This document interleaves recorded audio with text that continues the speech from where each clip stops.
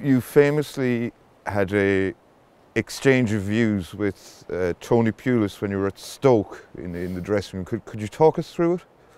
I'm not allowed to. I think it's well documented what happened.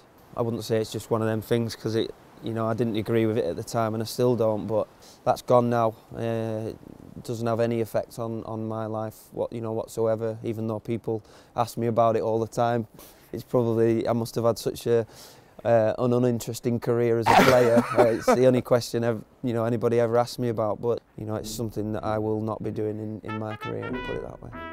Is that him? That's not him in the big Merc, is it? So it is. Hi. I'm Barry from The Guardian. Nice to meet you. You alright? Yeah, good, Nice thanks. If we go to the beach, are we likely to see Harry Redknapp out walking his dog? I'll show you how he's out. That squirrel. Bloody hell. Well, James, I've stumbled across your veranda. You happen to be sitting here, so I'm going to ask you some questions.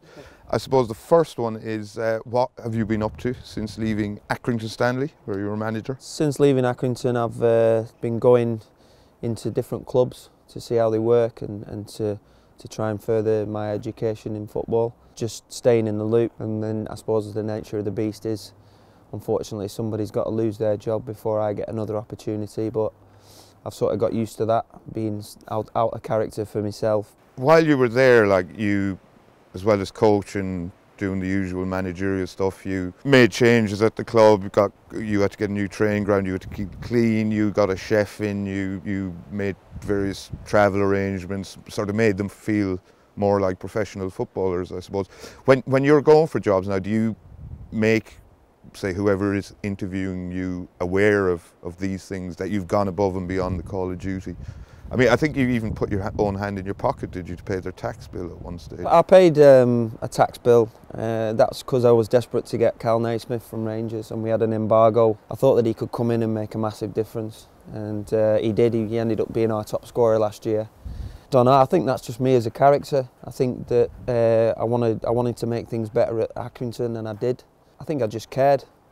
I showed that I cared about the club and about the players, about the staff, and I think you get a response from human beings when you show that you care about things. You had quite a good education. You went to a private school in Blackburn and did well.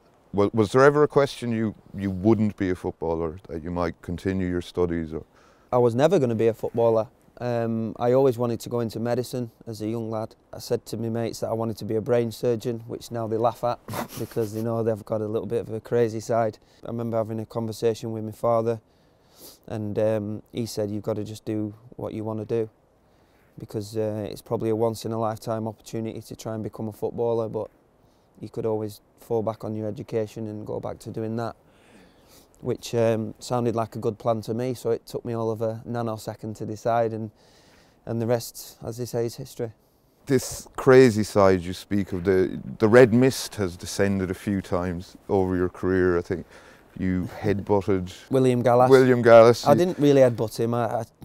If I look back on that now, you'd like to think I would have done a proper job on it. He was annoying me in the game, and he was stopping me from getting the ball, and I just ran into him basically. But Mike Riley, who's the head of the refs now, was quick enough to get the red card out. And would you swap your England caps, was it 5? Yeah. For an FA Cup win with Southampton, that final you lost against Arsenal? Wow, you've thought about that question for a while, haven't you? I mean, silverware would have been nice during my career. And that was an amazing week for Southampton, for the whole city. I'm very proud of playing for my country and representing my country, and I think that it would be a shame. Well, it would be a shame. I don't think I would. You wouldn't swap? No, I don't think I would. It means a hell of a lot to me. I know it means a lot to my family. So, final question before we both die before hypothermia. Classic.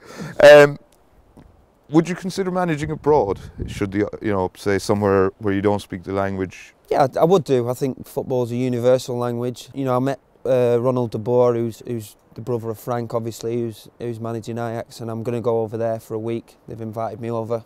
David Moyes has invited me over to Real Sociedad. So when things settled down for him, and it's great to see, you know, a smile back on his face and him enjoying management again. It seemed like it the other week when he was, you know, when he got sent off and he was mixing with the fans, eating chips with them. I thought that was great to see him. Cost him 10 grand, I think, those crisps.